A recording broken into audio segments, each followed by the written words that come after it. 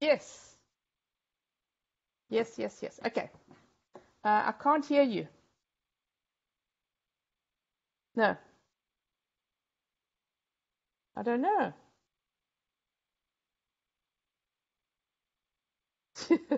Well, no, no, hang on. You're on your phone. Hang on, I'm going to take you off here. So I can't hear you. Ah, there you are. Okay, hold on. Mm-hmm. There we go. Yes, it's actually better. It's better?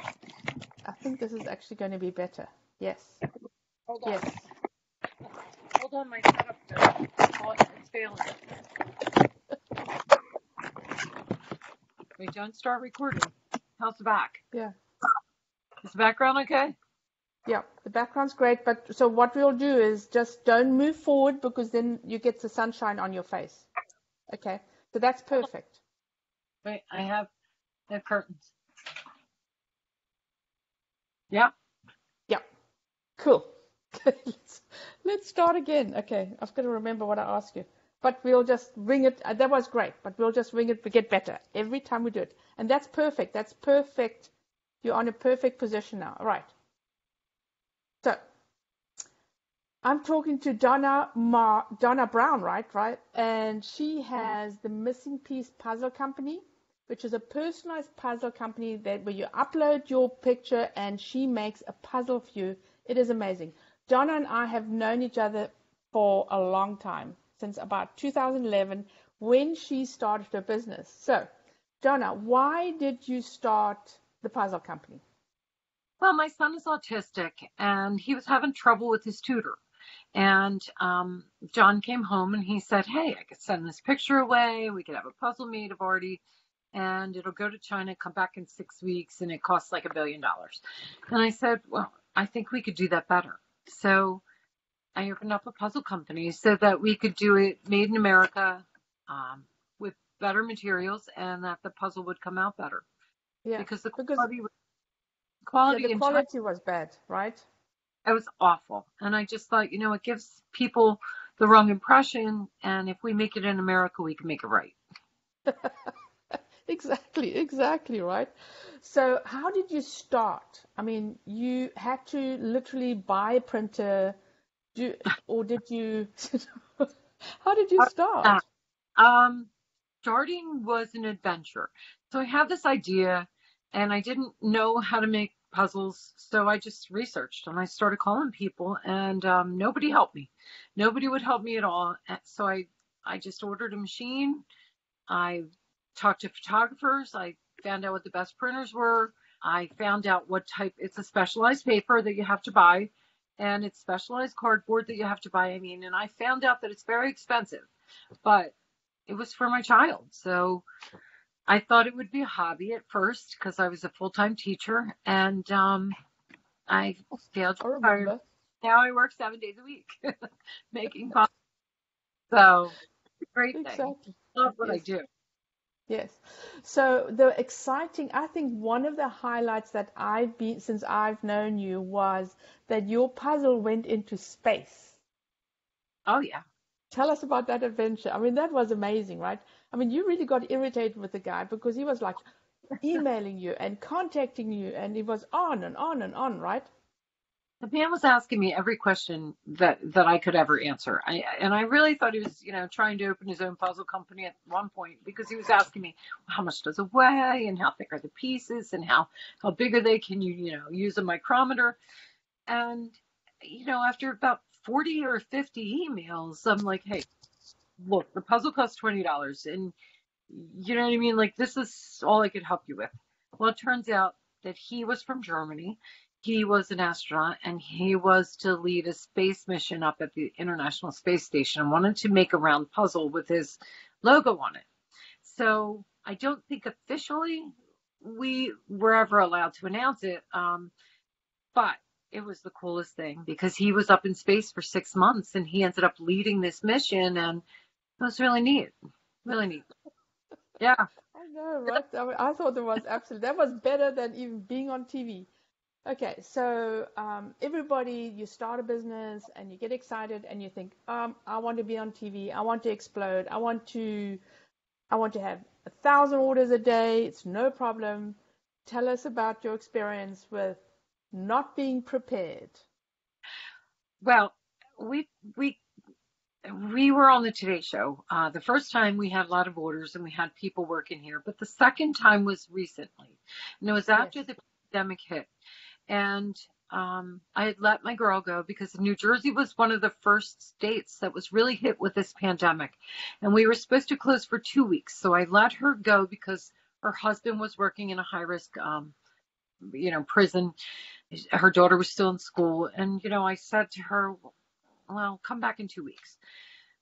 Within that time, Yahoo had contacted the Today Show, and the Today Show said, we want to do a puzzle company. So they found me. I was not prepared, and this could have really ruined my business. I didn't have helpers here. I didn't have a backup plan. I think that's really, really important, for any business to have. You hear that you need one, but you really don't understand. If I had had a backup plan, I wouldn't have had to refund a lot of money. And my business looked bad when I had to refund money. I was apologizing to customers because I couldn't get the product to them in time. It was bad. It was a bad business decision. It yes. was a pandemic. None of us knew, but if I had thought about like a catastrophic plan, I could have avoided it, which I have one now. I have a plan. If we ever go back and shut down, or if ever there's a hurricane or whatever, I know what to do. But I didn't know then, and it Yeah. could really our brand, excuse me. So what is your backup plan? Well, I've trained a bunch of people. Some people come from afar and some are very close to the company.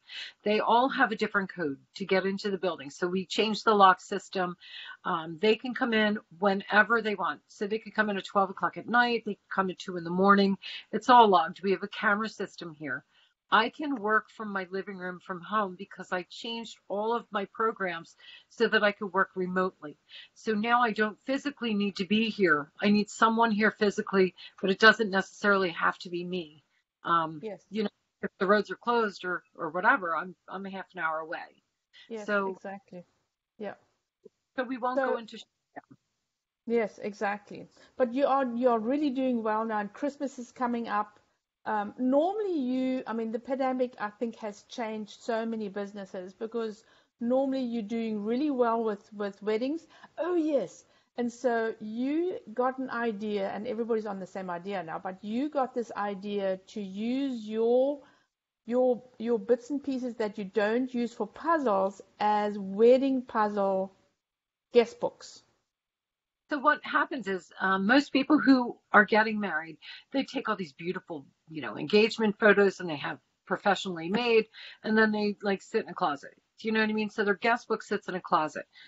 So what we do is we print their engagement photos and we make them into puzzles. So people can sign the back of them and then, or the front of them if they want in Yes. sharp paper, and they can actually hang this puzzle up as a picture because they're 20 by 30, and it's a guest book that you use forever.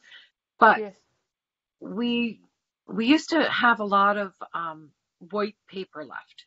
So the white paper that we printed on, the printer paper, it would be left over and it was wasted. Like there were about 10 feet of the roll that are wasted, and the rolls are extremely expensive. So we started making white puzzles just out of a whim, and sold them as guest books. And now that 10 foot could work.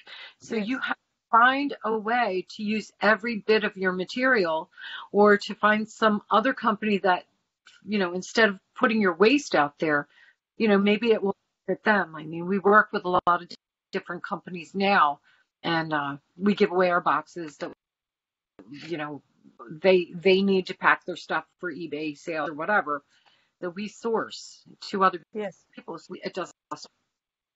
Okay, fabulous. So this is the big question. What would you do, and you've frozen a little bit. Here we go. So what would you do, what would you do if you ever had to start again? What would you do differently? Well, I'd listen to you a little more, Veronica, because in the very beginning of time, when I first met you, I had this, I'm going to be on the internet, I'm going to make a million sales. And I didn't know anything about marketing. I didn't know about SEO, and I surely didn't know about the social sites. So Yes. early on, you told me that I should get into blogging and I should get into Pinterest and I should get into Facebook. And I just kind of rolled my eyes. And I did it, but I didn't do as much as I should have. So Yes. fortunately, I have a foothold in Pinterest because early on, we were at the very beginning of Pinterest.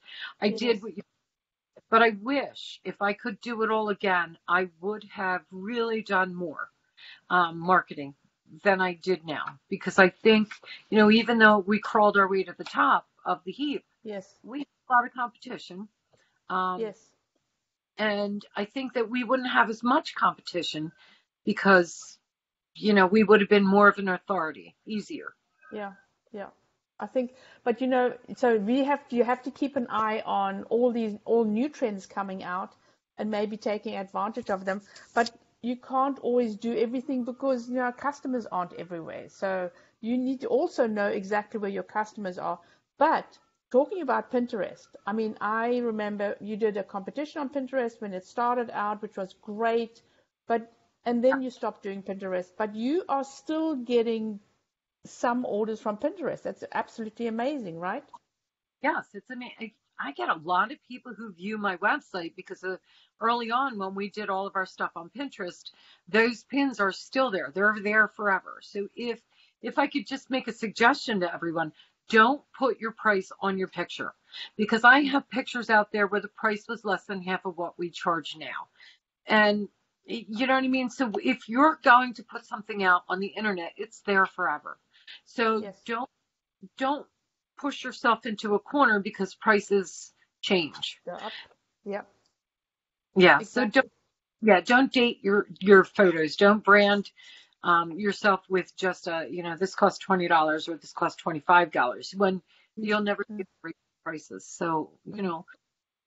remember And everything so, that is forever.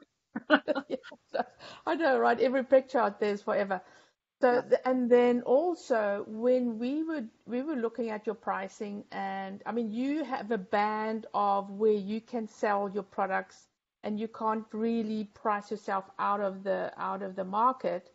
So, and that's probably with every product out there. So, what we did extra, we actually have a rush order that you charge for on your website that we just put it on, and you said, well, let's see if it works.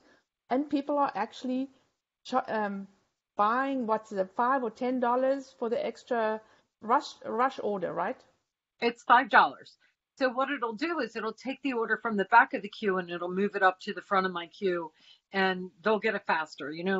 Especially with the pandemic, it's really important to do something like that because you're going to get a lot of orders. This is the time for online sales. People are Yes, not going out and people are learning and it's very comfortable. Even when they return to work, people are going to do a lot more online yes, shopping than they are going to yeah, be in store. yeah, yeah, So do it now. yes, Don't wait. Don't think that it's not happening. It's happening every day. If you yeah, look at the TV stations, Walmart's taken a run for Amazon now. yeah, There are commercials. So get on every single sales platform. channel that you can. Yeah. Yeah, exactly.